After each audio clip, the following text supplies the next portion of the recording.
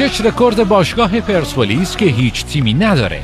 1. پرسپولیس با 16 قهرمانی لیگ پر افتخارترین تیم ایرانه. 2. ارتش سرخ رکورد تاریخی 43 بازی بدون شکست تو لیگ فوتبال ایران رو داره، یعنی تقریبا 2 فصل متوالی حتی یه باخت هم نداشته. 3. پرسپولیس رکورد بیشترین سگانه تاریخ فوتبال ایران رو داره و تا حالا 3 بار موفق شده توی یه فصل قهرمان لیگ برتر، جام حذفی و سوپر جام بشه. 4. پرسپولیس تنها تیمیه که 5 فصل متوالی قهرمان لیگ برتر شده. این شاهکار حتی برای تیم‌های اروپایی هم قفله. 5. پرسپولیس بیشترین لژیونرهای تاریخ ایران رو به دنیا صادر کرده و معروف‌ترین نمونه‌هاش هم علی دایی، مهدی طارمی و مهدوی کیا بودن که تو سطح 1 فوتبال اروپا خوش درخشیدن.